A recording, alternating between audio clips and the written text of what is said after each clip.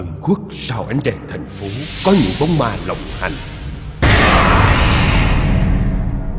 Chúng ở khắp nơi, rình rập,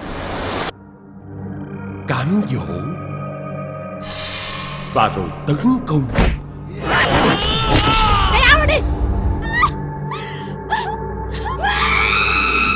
Liệu ma có thể giết người, hay chúng chỉ đưa ta tìm về bóng tối của chính mình? Tiêu diệt bóng ma hay chết cùng với nó?